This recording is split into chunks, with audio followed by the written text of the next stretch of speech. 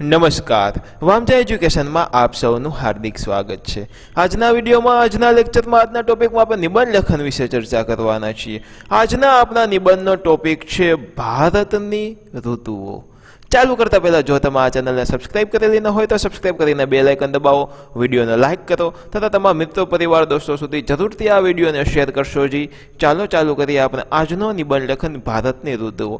સાવ નાનકડો short and sweet નિબંધ મિત્રો આજના વિડીયોમાં આપણે જોવાના છે। આ નાનો નિબંધ છે, 6ઠા 7મા ધોરણ સુધી આ નિબંધ ચાલે। જો તમે 8, 9, 10માં અભ્યાસ કરતા હોય તે પ્રમાણે તમારે નિબંધ લખવો હોય તો મિત્રો તોય તમે આ વિડીયો જોઈ શકો છો। આમાંથી અમુક ટોપિક તમે લઈ અને તેમાં ઉમેરી શકો છો।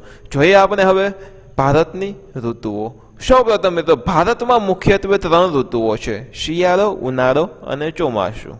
આગળ જોઈએ।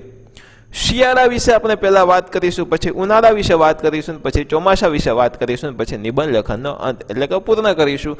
જોઈએ શિયાળો, તો કે ભારતમાં ડિસેમ્બરથી ફેબ્રુઆરી સુધી શિયાળો હોય છે।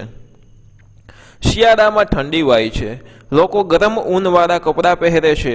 રાત્રે ખૂબ જ ઠંડી પડે છે, ક્યારેક ઠંડીને કારણે લોકો મૃત્યુ પણ પામે છે। શિયાળામાં બોર, જામફળ જેવા ફળો આવે છે।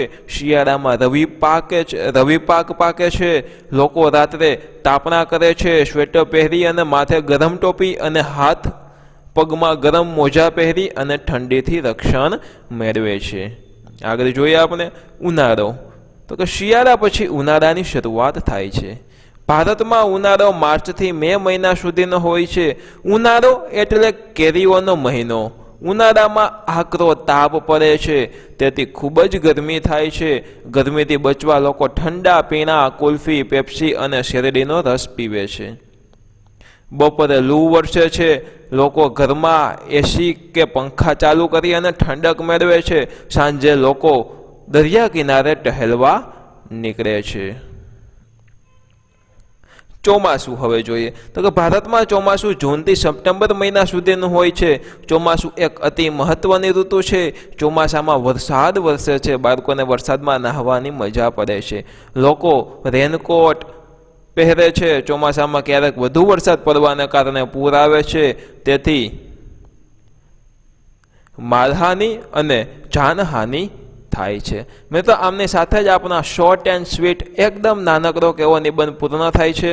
આશા રાખું છું કે આપ સૌને ખૂબ જ મજા આવી હશે। મજા આવી હોય તો તમે આ વિડીયો જરૂરથી લાઇક કરો, ચેનલને સબસ્ક્રાઇબ કરેલી ન હોય તો સબસ્ક્રાઇબ કરીને બેલ આઇકન દબાવો તથા આ વિડીયોને તમારા મિત્રો પરિવાર દોસ્તો સુધી જરૂરથી શેર કરો। ફરી મળશું એક નવા વિડીયો સાથે, ફરી પધારજો। બાય, જય હિન્દ, વંદે માતરમ, આવજો, ધન્યવાદ।